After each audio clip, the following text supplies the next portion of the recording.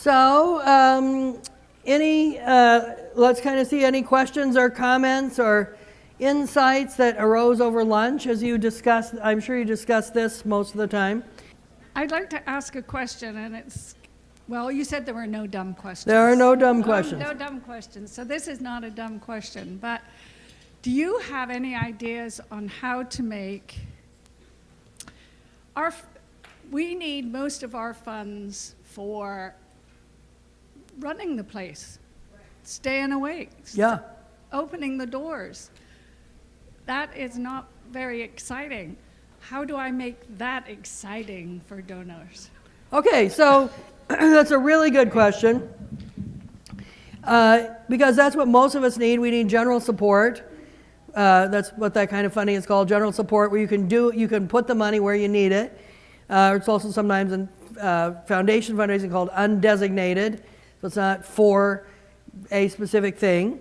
And the way you make it exciting is you describe it from the point of view of what happens as a result of opening the door. So you say opening doors is very exciting, but if I go in there and I see 20 animals, and this is the story of each one, that's exciting. What happened to them is exciting. Where you place them is exciting. I mean, you have to describe it. You know, sometimes people say, for example, I was working with a group the other day, and they do a lot with homeless youth. And so they said, we need 2 new counselors, and it costs this much money. And they're going on about the counselors. Well, yeah, that's not exciting. But what's true is the counselors will each work with 20 unduplicated youth every week, 20 more each. Plus they will do some outreach and so on. And there's this huge backlog. And so this organization will be able to have a zero on their waiting list.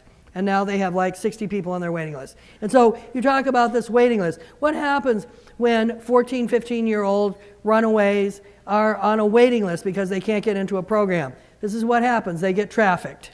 They have to eat somehow. They fall for things. They get into prostitution. So this will change the course of direction for quite a number of very young people. And you describe it that way. That's what happens when you open the door, right? So it's always described from the point of view of what's going to happen. And there's no reason why general support or general operating costs can't be described in an exciting a way as a more specific project. Could you imagine doing that? Yeah. Well, I think that's one of the things that, donors sometimes forget is that we have our mission, but in order to accomplish that mission, like we don't have an office. Our van is our office, but we still have to have insurance. We still have to have a storage unit. I mean, we still have office supplies. We have all of those things. We have to pay for stamps and everything else.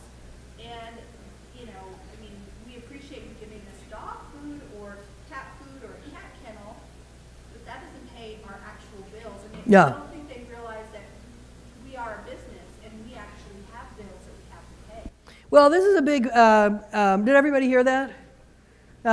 So this is one of the things that came, some of you may remember in the late 90s and early 2000s, became this very stylish thing in nonprofits about what can nonprofits learn from corporations.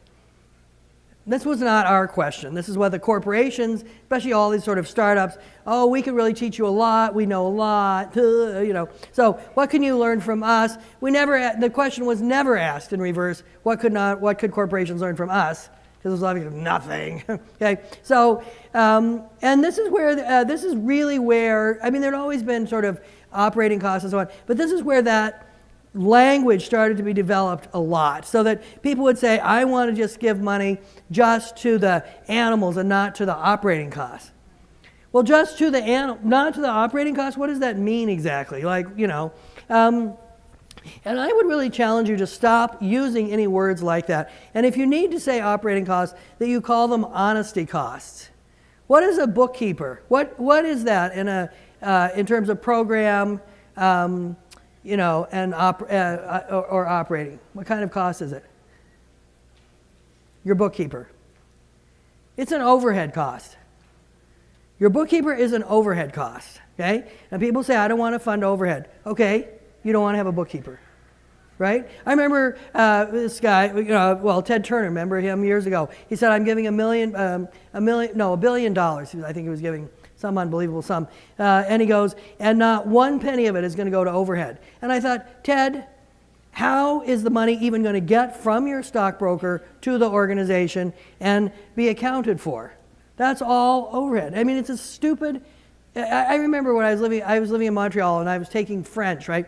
And I learned just enough French to possibly give the impression that I spoke French. But not enough French to really understand the meaning of any French words that people would say back to me. So I could say, where's the train station? But then when they told me, I couldn't understand it, right? And I think this is what donors learn. Donors learn to say, what is your overhead cost? What % of your budget is operating cost? But they have no idea what to listen for. What is a proper overhead cost? What % of your budget should be overhead? Precisely, no one knows.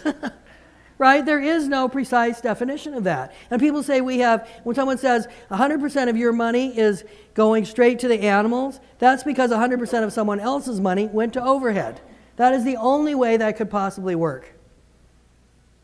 So let's kind of move, just as nonprofits in general, we have to move that aside and begin to talk about all of our work. You have to pay the light bill. Do you honestly do you have to pay the heat bill? What kind of cost is that? It's an overhead cost. Do you really want to keep the animals in an unheated thing because people don't want overhead? I mean, when you really get down to it, could you imagine going into a Starbucks and saying, I want a coffee, but, I will pay you 50 cents for the coffee because it's not my fault that you picked that stupid mermaid logo, which I think is ugly, okay?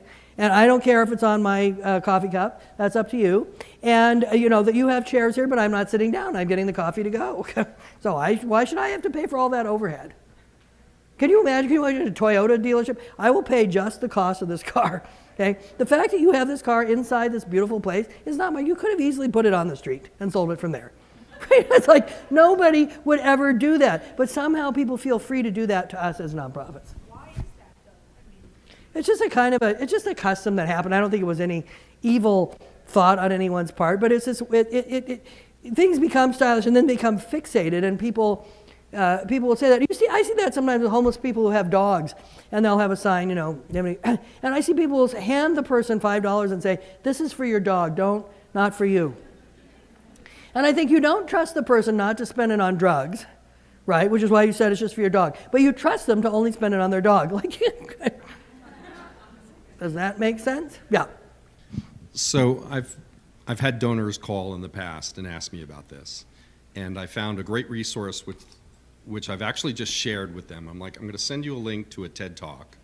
A guy named Ray Polota, P-O-L-L-A-T-A. I don't know if you've ever seen it. Yeah, yeah. Very, very successful running a nonprofit. Dan, his name is Dan. Raising hundreds of millions of dollars, well, tens of millions of dollars at least, and then was basically put out of business because his donors got crazy about overhead. And I think it's a great resource for everybody to kind of watch, and it helps you frame this conversation better.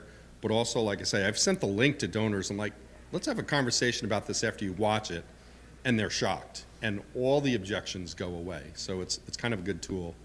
Yeah, his name is Dan. Dan Polota. Yeah. P-O-L-L-A-T-A, I think. B-O-L-L-A-T-T-A. I think it's 2 T's. Yeah. Yeah, he's very controversial. I think his stuff about overhead is very good.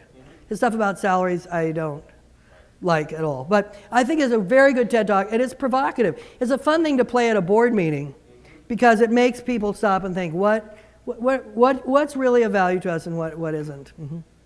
But to always, if you kind of start with your heart, what is the heart of your organization? Start with those stories, move on to there. You bypass all these, you kind of sidestep all these conversations about, is it overhead, is it in general, whatever.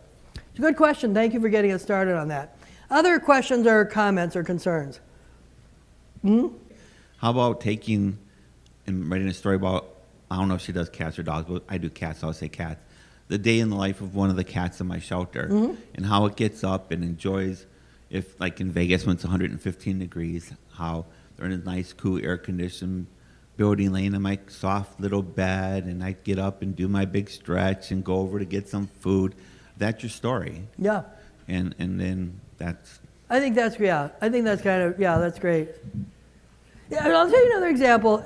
There is an organization in Washington, D.C. that does a lot of, sort of left-wing organization, does a lot of stuff like that. And they had all these programs they went out. And then once a year they had a letter that came from their computer. They had given the computer a personality. So they're kind of left-wing. So the computer was given a personality of a very curmudgeonly, grumpy Republican. Okay, so the computer would write and say, these people want me to use recycled paper, but, they're too cheap to buy the kind that doesn't get jammed in the printer, and then they blame me, okay?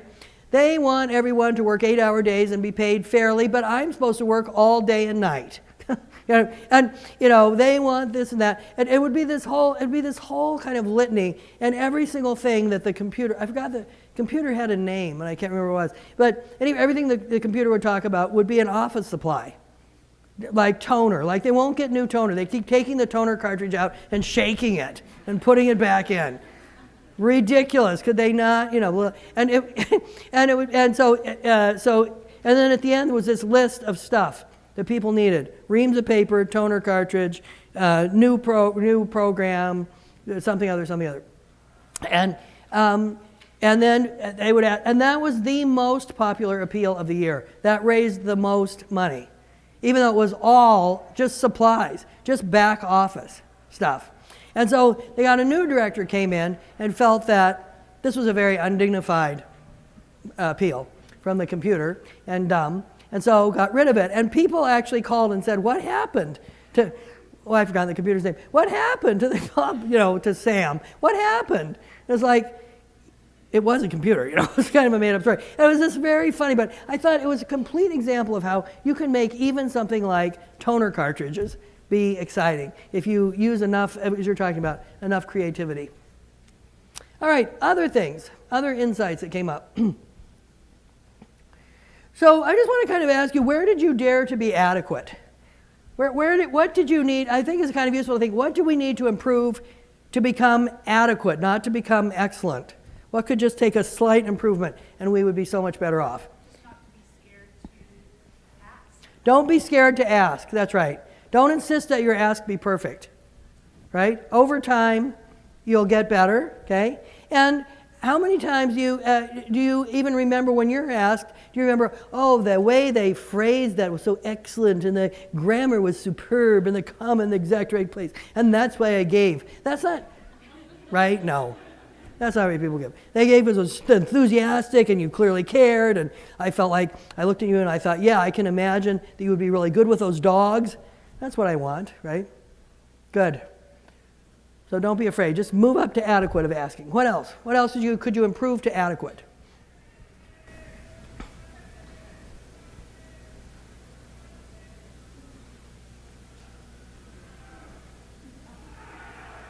Yes.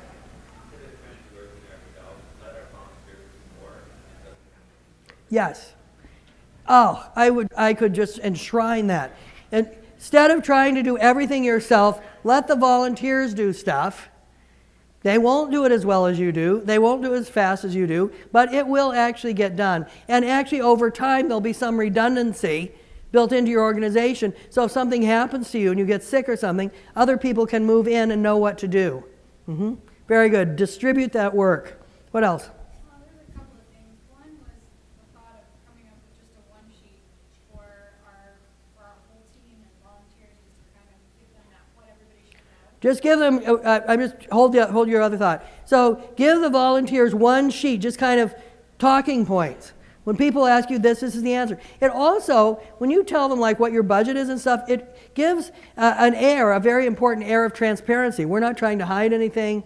This is who we are, right? Very good. So all those talking points, and they can use those. What else? The other one was helping to cultivate our larger donors, thinking about maybe inviting them to be a part of an advisory board. Yes.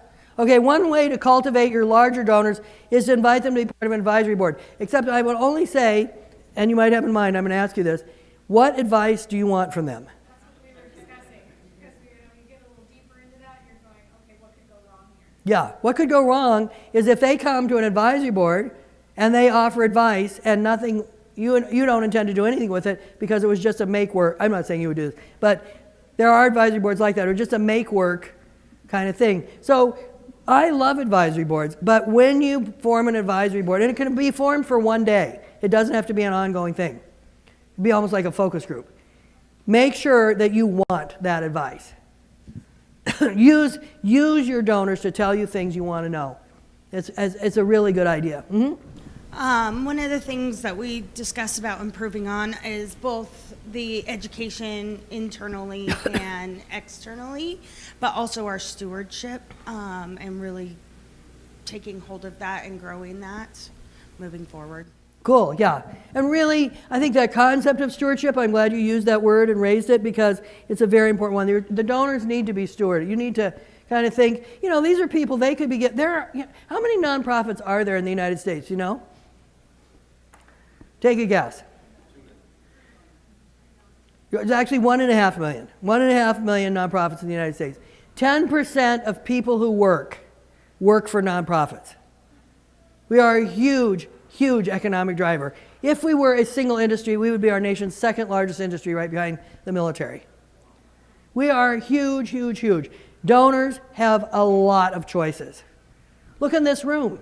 There are very few donors that would be wealthy enough to be able to make a donation to every single organization just in this room. And every organization in here deserves money, right? So that they come to us, they choose us, they give us money, we need to really think, wow, that is a true gift. It's a gift of the money, but it's a gift also because they gave, when a donor, when they give to you, they make two choices. One is to make a donation to you, and de facto not to make it somewhere else.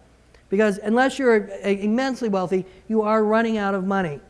And you're narrowing down to that 10, 12 groups that you give to out of the 50, 60, 70 groups that you probably care about. So we have to be we have to be kind of careful with that. All right, so I want to change gears now, and we're going to spend most of the rest of the afternoon talking about one strategy only, and it is my most favorite strategy, which is personal face-to-face solicitation. It is the most lucrative strategy. I think I've already established that. It is, for most people, the hardest strategy, the one they move away from the most, and that's why I'm going to spend time on it. And it's also one that is best learned in an environment like this. So, for example, social media and online, you can learn. Guess where you can learn that? Online. I mean, it's amazing. There is so much stuff. There are so many YouTube videos. There's so much advice. So you can type in raising money using social media, and it will keep you busy for many hours. If you want to learn events, there's a lot of advice on events. So a lot of stuff. I try to think about what's the advantage to you for getting up early and giving up a day to come and sit in a windowless, cold room. To learn fundraising has to be that you learn something that would be hard to learn some other way. If it would be easy enough to sit at home and watch a YouTube video, then why would I tell you that? So that's why I'm picking this strategy. It's the most lucrative, it's and it's the hardest for most people, and it's also one that lends itself to being taught this way. So the first thing we have to think about when we talk about personal face-to-face solicitation is really narrowing down a little bit more on our prospects. And we talked about what a prospect is. I like this kind of what we call AAA prospect, where we really, if we think I'm gonna ask a person to take time out of their day to spend with me at a coffee shop or at my organization or maybe even just on the phone, but to take that time, I want it to be someone. First of all, it has to be someone I have access to. I either know them or I know somebody who knows them, and so I have the name of someone who can open the door. Where can you get names of donors? From board members, yeah, that would be one. Mm-hmm. Where else? From donors. Donors hang around with donors, right? Like probably some of you, when I said 3 out of 10 people don't give, I imagine some of you thought to yourself, wow, that many? I don't know anybody like that. Right? Because I'm going to go out on a limb here and say I bet every single person in this room is in the 70% who gives. I'd be very surprised if there's one person in this room who is not a donor. Donors hang out with donors, right? And who do $5,000 donors hang out with? $5,000 donors. We tend to live in our economic bracket within a few a few hundred or a few $1,000s. So you know the person, or you ask all your donors, who do you know? Okay? And so when I go to a donor, let's say someone's been giving me money for maybe 3 or 4 years. And I call them and I say, I'm not calling to ask you for money, but we need to find a whole lot more generous, wonderful people like yourself. Okay? We need more. So what I was wondering if you could do for me, do you know anyone who could give this, who cares like you do about this organization, who could give the same or bigger gift than the one you're giving? So ideally the person will say, yeah, I know some people like that, okay? Okay, so now this is where the hard part begins, the negotiation. All right, that's fantastic. Would you feel comfortable approaching them yourself if I gave you some materials? What are most people going to say? No! Oh my God, heavens. Ugh. Okay. Okay, that's fine. I know it's really hard, but just thought I'd try. So would you feel comfortable going with me and talking about why you give, but I'll do the asking? No! Okay. They always shriek like that too. It's not just like no. Okay, no, I get it, and they'll say something like, I don't have the time or this, that. Okay, no, I get it, that's fine. Would you feel comfortable writing to them or calling them and telling them that I am going to call them? Calling? No. Maybe I would email them.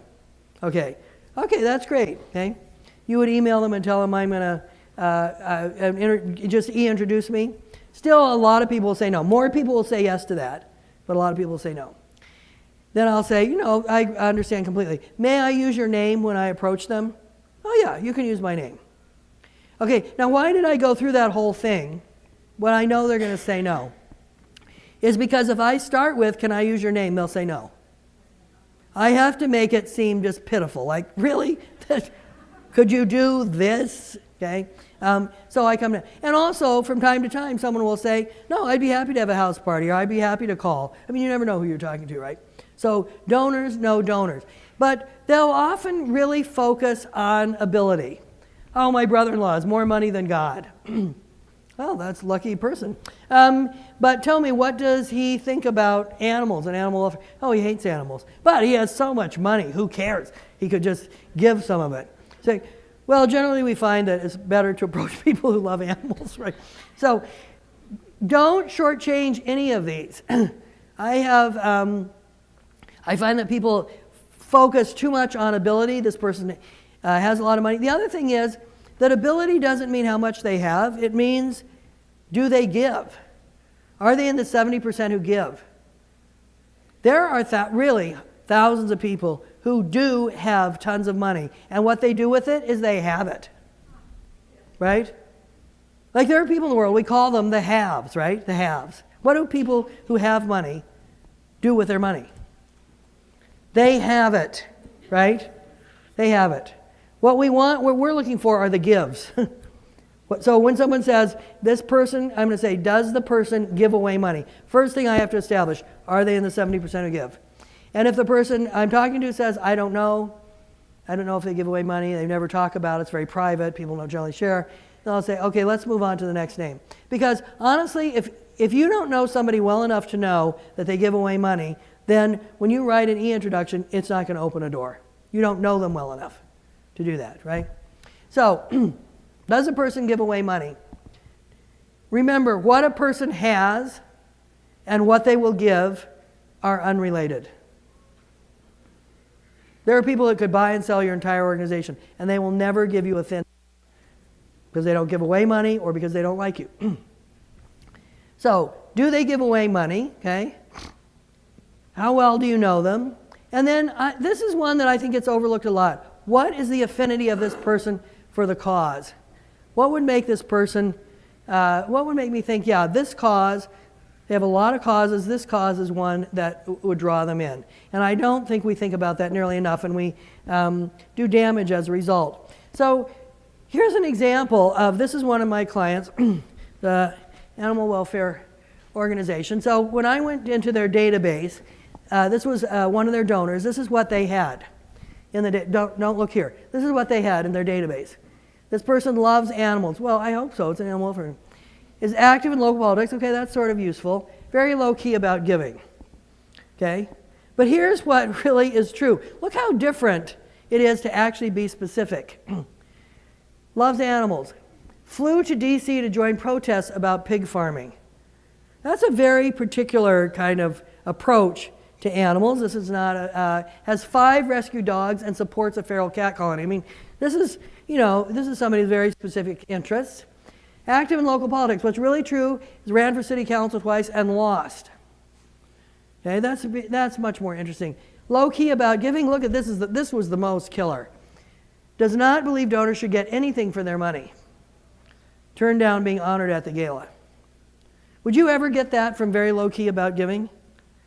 No, and you could easily call and say we'd like to honor you at a gala, and then you'd be really mad. So be specific. Be kind of very specific, as specific as you possibly can. So to wake you up from your after lunch torpor, what I want you to do now is kind of think about what are the things that would indicate, if we go back here, that really would make you think, yes, they have an affinity for our group. And just to kind of think about Silver Whiskers back here, right? Is that the name of your group? Yeah. That deals with the old cats and cats in hospice. I might be attracted to that group, and I might also be attracted to urban dogs. But honestly, they are slightly different groups, and you want to kind of focus what would make urban dogs, is that what you call them?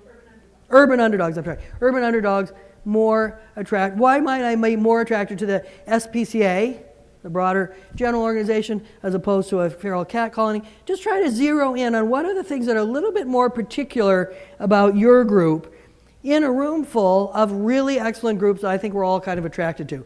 You've got to surface what's a little more particular about yours. So just work with the people you came from and see if you can surface that. We'll take about 3 or 4 minutes, and then I'm going to ask you to look around and see if you can articulate that to other people. Is that exercise clear? Okay, let's go.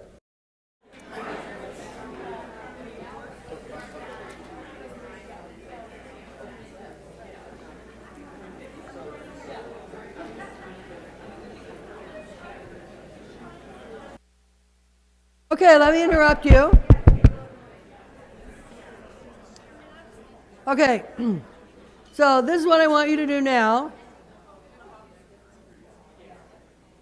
Just with whatever insights you've come up with so far, because this is obviously a longer conversation, but I want you to find somebody not from your organization, so now you're going to split up a little bit, not from your organization, and see if you can surface what are the differences between your two organizations. What might make somebody be attracted to one as opposed to another, or how could you distinguish so you don't just meld in a sea of general animal welfare organizations? What's particular?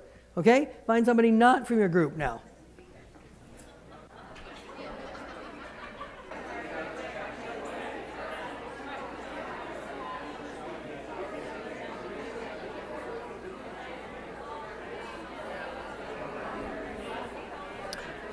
Okay, let's come back together. Hoping someone will volunteer to discuss the differences between, we got 2 or 3 people to do this, to discuss the differences between their organization and the person they were talking to. It's not to make one more attractive or less attractive, but more to think one might be more attractive to this kind of person, and one might be slightly more attractive to this kind of person. Or they might be equally attractive, but in different ways, but we understand the differences. So what did you learn by doing this exercise? Who's willing to share with me? We're unique to begin with for what we do. We have a pet food bank here in Las Vegas, and we do work with seniors, veterans. We have over 40 dogs on our program that are service dogs, and low income. We also worked with the rescues. So the group here in front of us that we were just talking Ophelia's with, group. What's the name of your group, Ophelia? Yeah. Animal Helpline. Yeah, she rescues. So, but her uniqueness is that they rescue medical and pit bulls from the Animal Foundation. So that's a pretty unique thing. It's huge. Pit bulls are huge here, and I know that they're sometimes very hard to adopt. So they handle the medical, they handle training, for them. Where we're working on the front end. We're keeping them out of the shelter, and that's our saying, keep them at home. So both of us have kind of a very unique way to fundraise and maybe draw in donors. And it might be, like you said, the same donors. She might go, I or he really love the idea of the pit bull and that, and wow, I like your idea of keeping them out to begin with, where they aren't ending up in a Right. shelter. But you're right that these are two very different organizations, and the heart stories are going to be very different. So I think people are attracted in some ways to pit bull, particularly the pit bull rescue, are really, well, probably you have some of those in your donor base too. Kind of a lot of like all about the underdog, the dog, the creature that is treated unfairly, that is painted with a broad brush. I mean, they're kind of. I think people are kind of attracted to that. That's like not fair. It's not right. And so on. Whereas your organization with the food bank, I mean, it's like, and are you saying also that you provide food for 20 service animals that people couldn't afford to?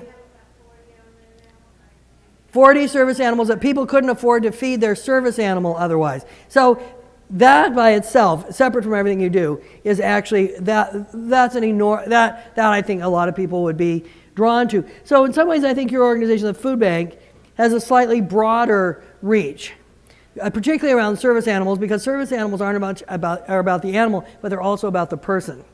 So there you could actually go outside of people who are not just pro-animal people, but people that are kind of like, they know that a service animal is very important, and obviously a service animal works best when it's well fed. Okay? Yours is a slightly more narrow niche, also requiring people, I think, to be able to say, when you're talking to people about pit bulls, say these 3 things. 1, 2, 3. Because that is the only way we're going to really begin to lay to rest a lot of the mythology that's grown up around that particular breed. Mm-hmm. Very good example, very, very different. Can you see how they might attract the same people, but it's very important that they don't just present as kind of a general, a similar version like a chocolate cake and a dark chocolate cake and a chocolate cake with icing and a chocolate cake with other icing. I mean, I think that's a lot of times how we're a good group. We do good. We help people. It's so boring. Who cares, right? Right? All right, let's have a couple other examples. All right, very good. Over here. So I have a cat and kitten rescue, and I get half of my kitties from the transfer list, and I've saved 200 and some in 2 years, and mostly as a one-woman show most days. But I learned over here that Positive Difference, even though I kind of knew who they were, but I learned more today. Oh, Positive, I'm sorry. Good grief, didn't even get the name right. I learned that they work with dog rescues and help with enrichment training for the dogs that are harder to adopt. And so someone might think that that's a great rescue to work with, as well as a kitty rescue. Mm-hmm. And to some extent, at a very simple level, that may be simply the difference between people are more cat people and people are more dog people. Yeah, and I do think that actually is a big dividing thing. Mm-hmm. An interesting one would have been for you as a cat and kitten to also distinguish yourself from silver whiskers, right?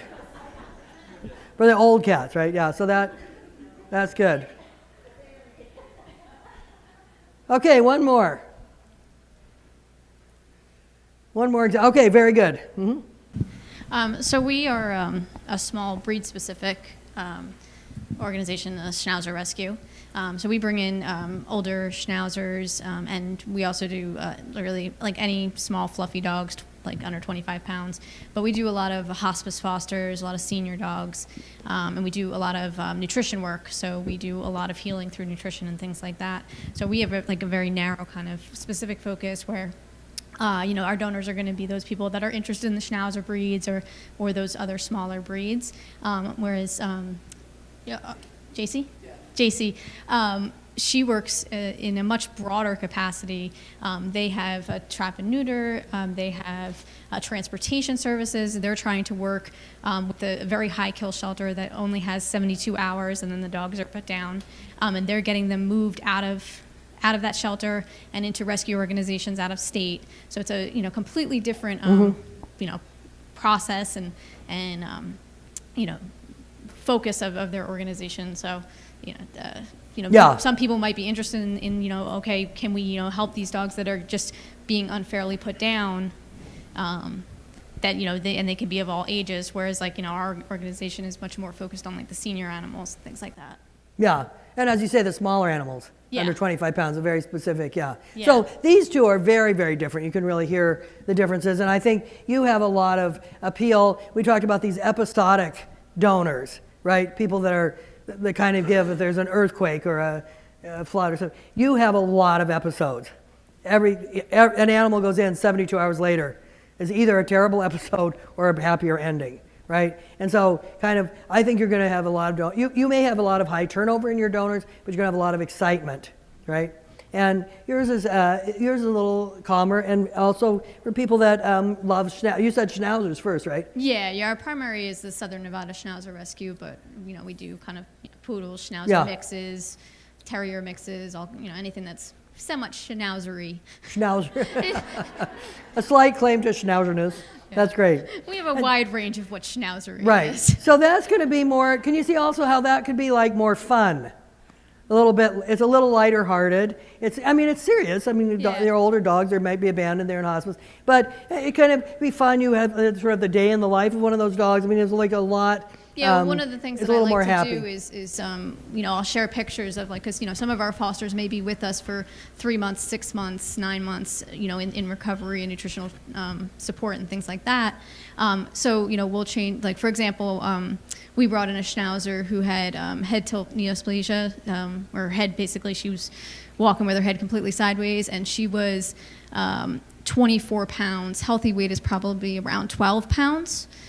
So we've got like all these pictures of her as she's come along, and she's now down to 17 pounds, and her head is straight, and so like people can see and kind of like really connect with that and say, oh, like look at her, like she came in such a sad state, and now look at her now, she's Yeah. happy and enjoying life, and she's really kind of like regained that ability to kind of have a good life for however long that might be. Yeah, exactly.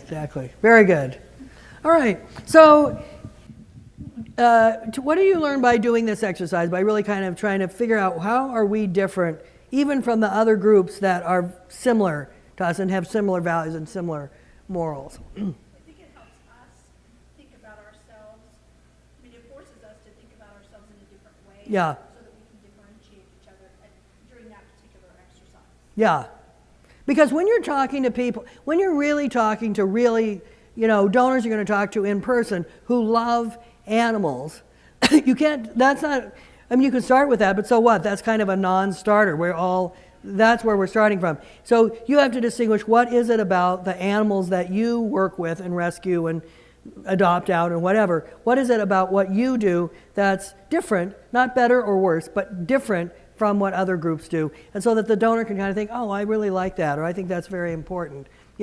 Some donors are going to be attracted to you because you work in rural communities, some because you work with poor people and you allow people to have animals who probably wouldn't be able to afford them otherwise. Some are going to be attracted to you because you do this more broad spectrum, whereas some are really interested in this one thing. I think there's several breed specific. You are Schnauzers. Where are the Beagles? Beagles, and then there was another one. Springer Spaniels, right. So these breed specific, some people are going to be very interested in those if they have had those kind of dogs or are attracted to them, okay? So this is very important. I think we're a little bit careless with how we describe ourselves, and we need to be more specific. Mm-hmm. A thought that I had when you were talking is one of the things that I looked up to find something that would, I don't want to say smack somebody in the face, but basically yes, is HSUS had put out a statement in 2015.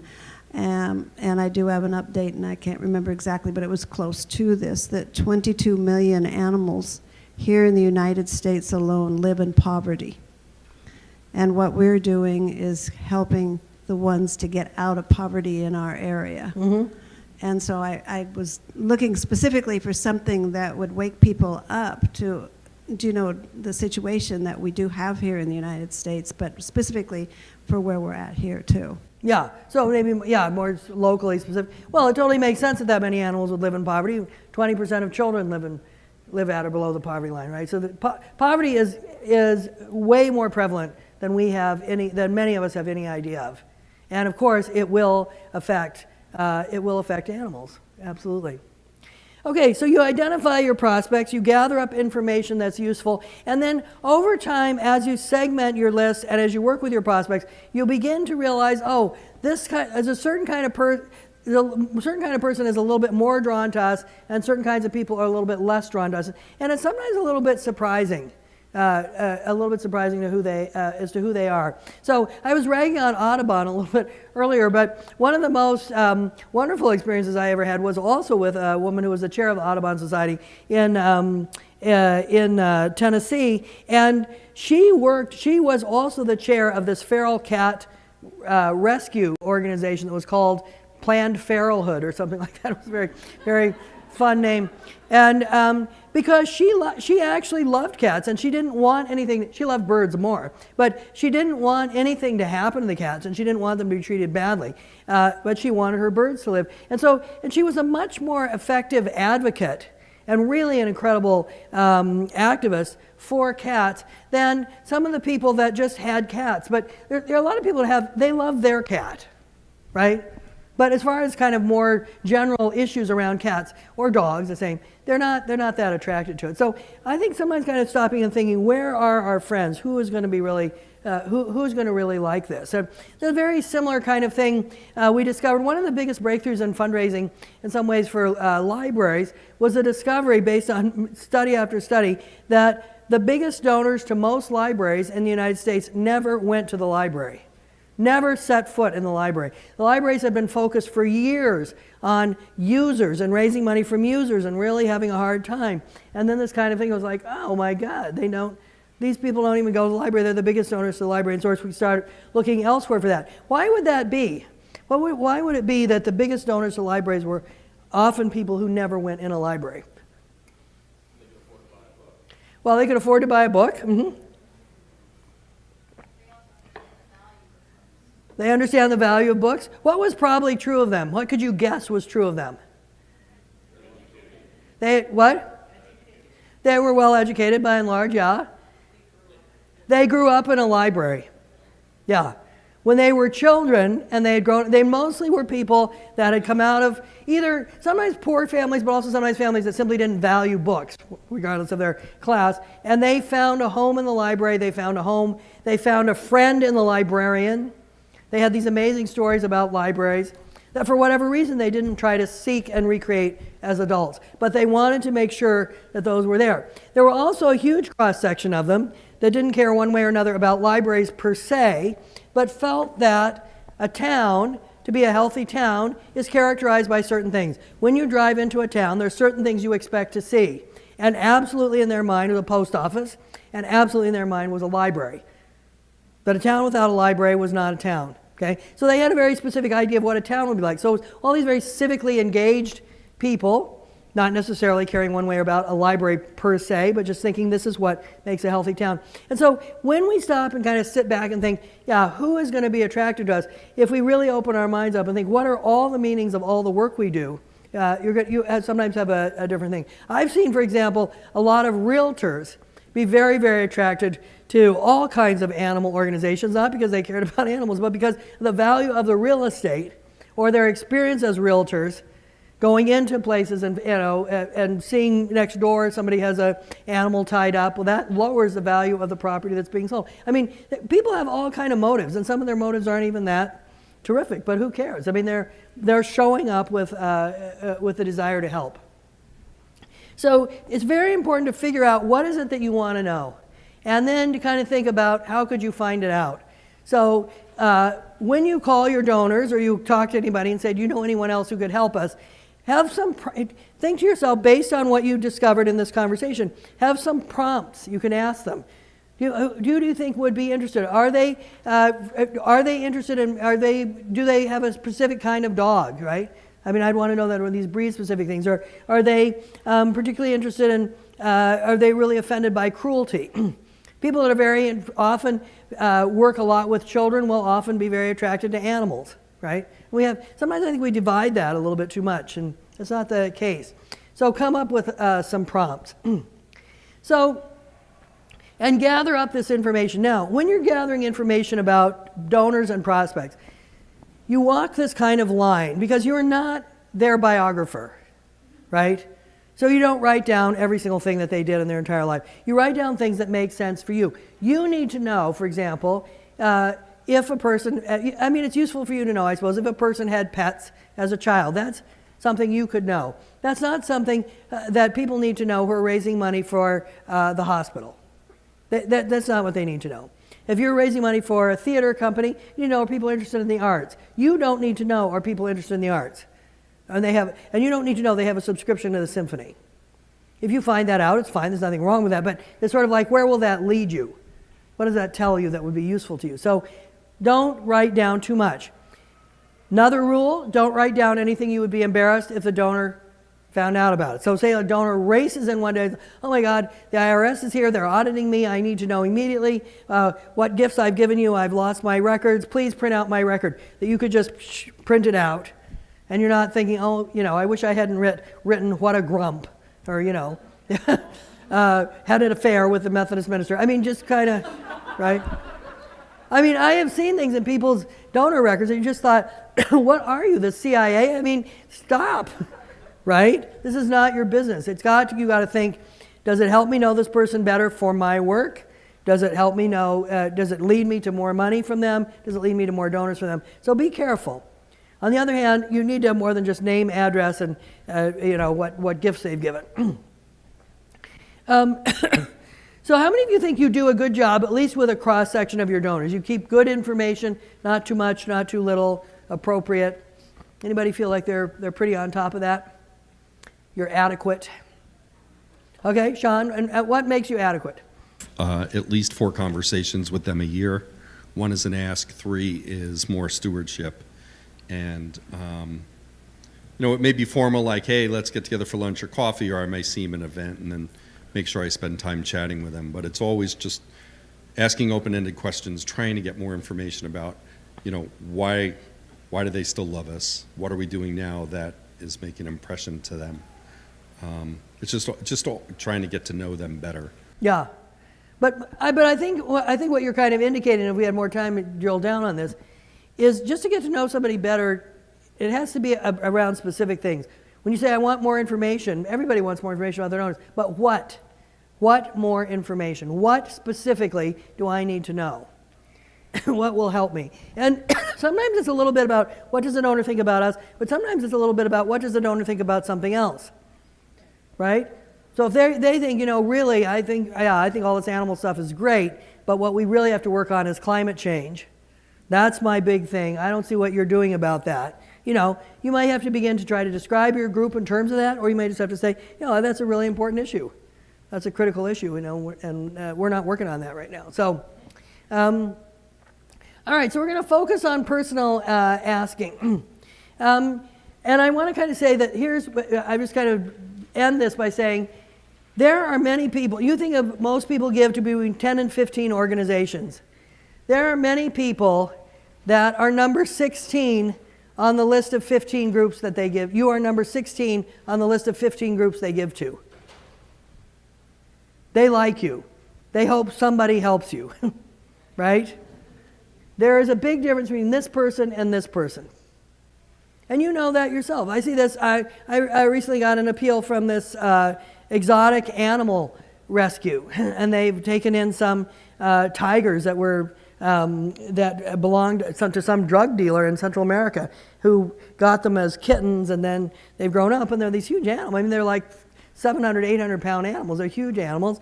They've lived in this kind of compound all their lives, and now they need to be in this. And it's sort of like, oh, my heart goes out to them. But you know what? I'm not going to give them money. I honestly thought, I hope somebody helps you.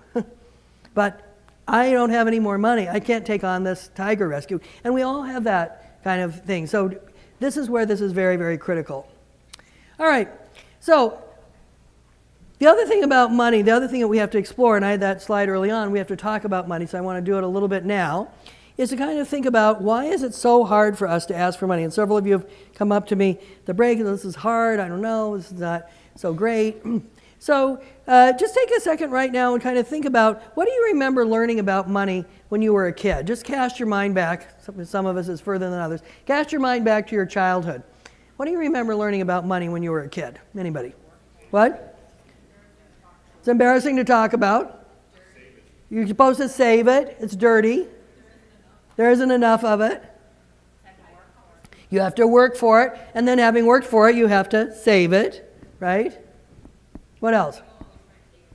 People are always trying to take it from you. Kind of slightly suspicious family there you grew up in. It does give you options, okay?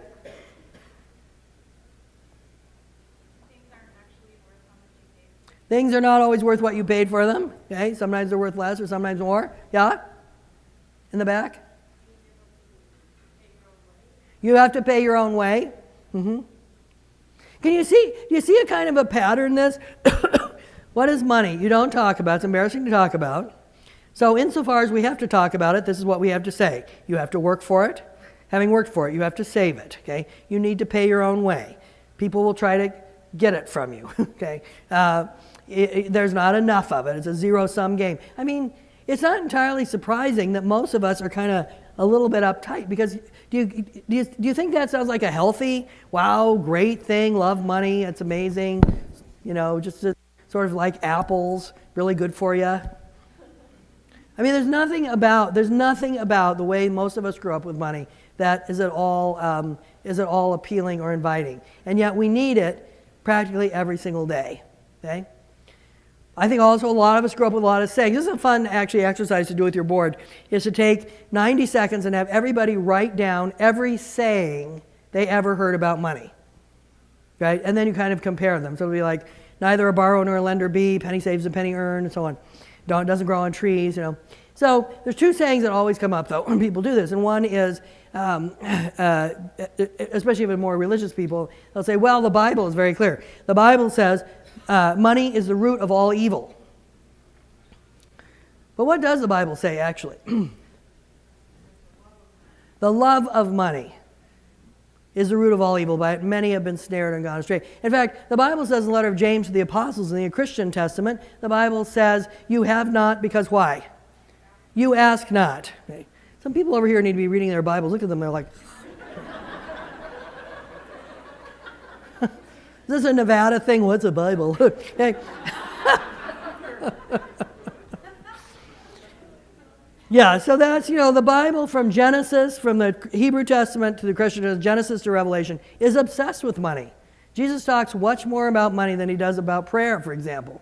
But the Bible would never say anything about money itself. Everything is about behavior about money, how you should take care of people, when you should forgive debts, okay? All this kind of stuff. But we in America, and this is a particularly American thing, this is not found nearly as much in Canada or England or any other places that are similar to ours.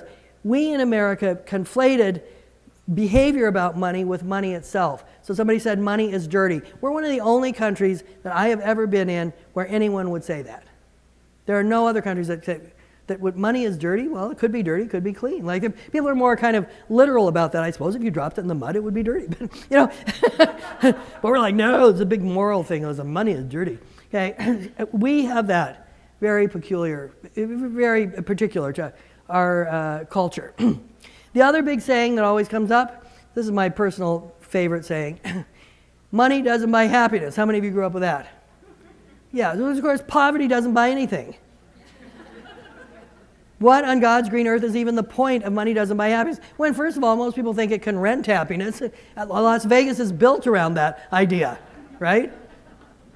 So we have all these sayings, and they're, one is kind of dumber than the next. And they're burned into our brains and all our kind of anxiety about asking. And I think it's kind of useful sometimes to think, why would you create, if you were just on a desert island, you said, we need some taboos. We need to have some secrets, some things we don't talk about to spice things up on this desert island. Oh, I know. Let's not talk about money. I mean, why would you do that? Why would you create that taboo? Who does that benefit? Because remember, taboos benefit the people. They benefit some cross-section of people. And so if you have a taboo, which we do very much, you cannot ask, you don't talk about money. It's embarrassing to talk about it. Very particularly, you certainly don't ask somebody what their salary is. Who does that benefit? Employers, right? Because they can disguise a very widespread pattern of discrimination. How will I ever find out I made less because I'm a woman or more because I'm white if I can't ask anybody what their salary is? So sometimes it's kind of useful to go back in your brain and think of all the taboos. What are our other big taboos we have in America besides money? Age, yeah, very good. Weight, religion, politics, those are the traditional ones. Sex. You go back in history and you look in all those taboos and you kind of think, wow, who did this benefit, right? The wonderful comedian who said that her parents told her this, I'm going to tell you something about sex. This is what her parents told her about sex. But I think actually this is also what a lot of us learned about money. So her parents said to her, sex is dirty. Save it for someone you love.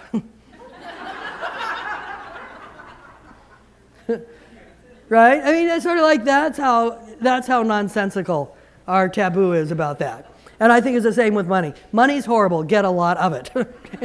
Right? So I can't help you with your entire childhood or fix it today. So you will be on your own for that. So I want to give you 4 things to burn into your brain over all the garbage that's in there about money that will enable you to ask anybody for money anytime, okay? But I want you to kind of think about, those of you who have kids or grandkids, how do you want your children to grow up? Do you want them to grow up with the same taboos we had, or should we really change them? Because they don't really help anybody. Okay, so the first thing I want you to think about, and just be clear about, is in fundraising, and I've said this a few times, success is all about asking. If you ask enough people, I guarantee you, you will get your money. It's a volume business. It means, though, as we talked about earlier, it has to be okay with you for people to say no. People say no, or they say things that are similar to no. What is no? We often say in fundraising, no is short for what? No is short for not now. That's often what it means. Not now. I don't have time to think about it. Not now. I hate being asked by mail. Not now. I never give at the door. Okay? Not now. I already gave somewhere else. Not now. I don't feel good. It's very rarely no. I hate you and your group. It's almost never that, right? Especially the kind of organizations you represent. A lot of us think we hate getting told no because we hate feeling rejected. How many of you kind of have that sense? Oh, I just hate being rejected. Yeah, no one likes to be rejected, right? But what you have to realize when people say no to you or request for money for your organization, they are not rejecting you. You're not even on the radar, right? If I come and I say, Ebony, right? I say to Ebony, oh, I'd really love you to give $200 to my group. And she says to me, Kim, I was about to give $200 to your organization, but then I found out you were involved. See, then I would feel rejected, right? Yeah, because it was about me. But that never happens. Nobody says, I love your group, I just can't stand you, right? That just doesn't happen, okay? So when we feel rejected, we have made ourselves the center of a drama, and that's completely inappropriate. We are not the center. We're not even one of the sideshows. Think to yourself, when you say no, why did you say no? The last time you said no to a request for money, why did you say it? Anybody? Didn't have any money. Just wasn't interested. It's fine. Hope someone else is not interested. Don't know anything about it. Never heard of it. Not familiar with it. Yeah. Right. Timing was completely off. Okay? How many of you would say you'd say no if somebody came to your door? That's just your policy. You don't give at the door, right? How many of you don't give on the phone? Right? Okay, so like I call up, I have discovered a cure for all world illness. You shouldn't have called. Right? I mean, you just don't give on the phone. It doesn't. So to feel rejected behind that is just a huge inflation of ego. It has nothing to do with you. You're not even being thought about. So just get okay with that. Don't worry about it.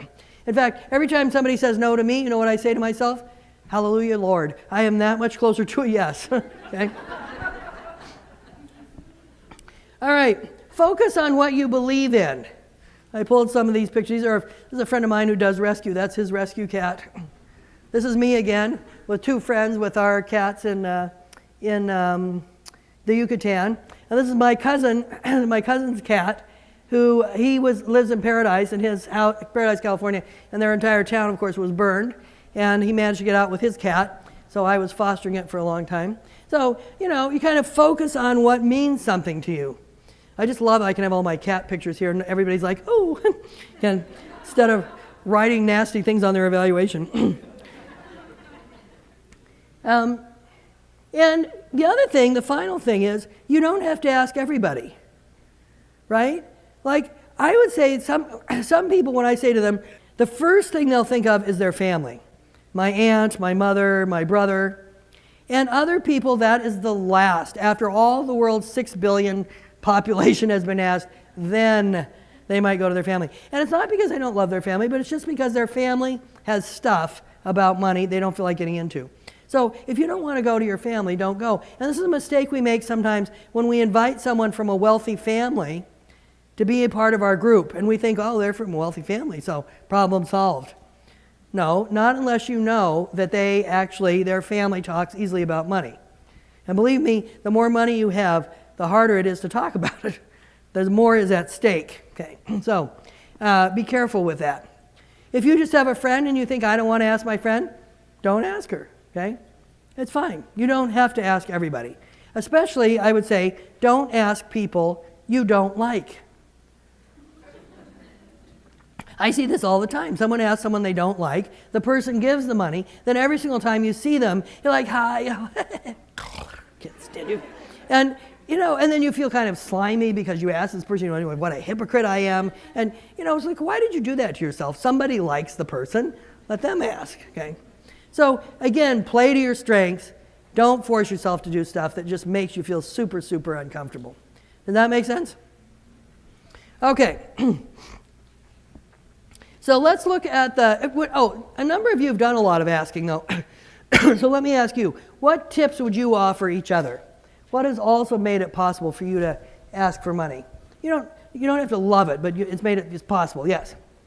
One thing that we try to do is, a lot of people, the sacrifice, for a cup of coffee, for this. Yeah. And so instead of making it look like a sacrifice that someone's making, look at it as more of an investment in the type of world or the type of change that you want.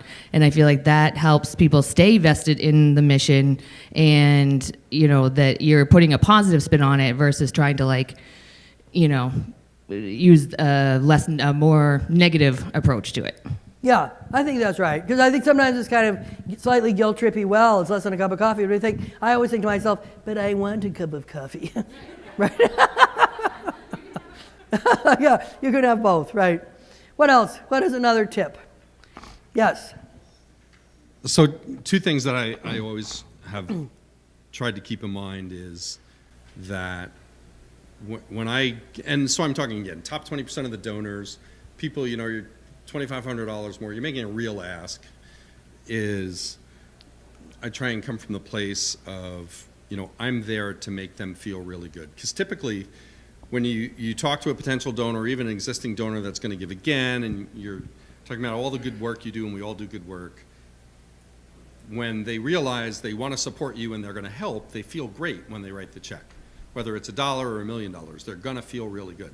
So if you come from the place of I'm here to make your day kind of thing, versus it's a sort of adversarial, I want kind of thing, it makes it easier emotionally for the asker to be there. So Yeah. I'm here to do you a favor. And that's important because you have to manage your state, and everything that you give off when you're doing it. The other thing is same donors, I want to make sure that I've spent enough time with them. However, conversations, sending them, and I call them wins. For every dollar I get, I need to give them the wins they want back. So the next time it's a non-event, it's a non-ask. It's just like, hey, let me tell you about this new thing that we're doing. We need a transport van. I need an X-ray machine. I'm in. What do you need? There is no ask because we've had this quid pro quo, and I've reinforced all the good decision they made by proving it to them. Mm-hmm. And then so it's not an ask. And the more you can do that, the easier it becomes. Yeah, and that's a very important thing to underline, that the donors are not ATMs. So if they think the only time they see you, the only time they get any real significant attention from you is when you want money, that's going to get old very, very fast. Okay, any other tips from people? Yeah. So every year for our gala, it's one of my tasks is to get as many corporate sponsors as I can. And I started out a few years ago with, mailing letters, and that wasn't very personal. I didn't get very far. So then I started going out in person, and still wasn't that much better of a response. So I started playing dirty, and I would bring a puppy with me. And I walk into the front lobby, and if I was by myself, I'm like, oh yeah, they're not here. Sorry, can't help you. But I walk in with a puppy or kitten, and it's like, oh my God, get everybody out of their offices. Come look at this puppy, and then we can have a conversation. So. Yeah, I would reframe that from playing dirty to saying, showing people very specifically what they're paying for. Why not? Yeah. This is going back to number 3. I started, I've done accounting all my life. And so when I started PAL in 1993, I had been behind a desk all my life, very safe, not having to go out talk to anybody, okay? It was very, very scary for me to do any kind of an ask, to do any kind of fundraising. Even though I worked in money and figures and everything, it's different. So one of the biggest things that I used to do, so anybody that has animals there, we have 3 kitties at our office, so I can still do it. I'd go out into our shelter and pick up an animal and say, why am I here? Remind me why I'm here before I had to go do an ask. And look in their eyes, and then I would start telling myself, this isn't about you, Kathy. This isn't about you at all. It's about this little guy you're holding in your hand. And even though I still, 26 years later, have butterflies in my stomach and get scared to death, I can still go out and do an ask, because it's not about, like you said, me. It's about what we're doing in our organization. Yeah. I think that's just so fundamental. You may not like to ask. It may scare you to ask. It may be embarrassing. It may be awkward. It may be hard. But the simple fact is, because you're a human being, you can ask. And the animals cannot. That is not one of the choices they are making. And so you are working on their behalf. You're really giving voice to creatures that really that don't have a voice, the kind of voice that we need for this. So, yeah. So those are really good tips. One more. Whoop. Run. No. Right here. I keep coming back to one of the most powerful things you said earlier, and that is that maybe a lot of people in this room aren't afraid of rejection or really don't have ego in the ask. But what I realized is that a lot of these people, most of the people in this room, or all the people in this room, are hyper empathetic. And so I think our fear is almost is for the other person, putting them in a position to have to say no. And that's something that when you said stay in your lane, we're out of our lane. And we're having that conversation. And so for me, that was a very powerful thing. Yeah. Yeah, and I like that you're empathetic. That's I think what draws people to this kind of work. But sometimes our empathy can also be covered with this big layer of anxiety. And anxiety is just another word for self-absorption, isn't it? How do I sound? How do I look? What should I say next? What did they think about what I just did? Right? So move to your empathy, and you will. And actually, I would add to what you just said. If you really stay in your empathy, you are staying in your lane. Okay? Because you're allowing the person. And again, I want to remind you, and then we'll take a break. These people are going to give away their money. Either you're going to get it or somebody else is going to get it. But it's going to be given away. So, it's sort of like if a friend of yours opened a restaurant. Your friend would go to everybody they know who eats in restaurants and say to them, try my restaurant. That's all you're doing. Here are people that give away money. They believe in donating money. You're just saying, well, as long as you're donating, try my cause.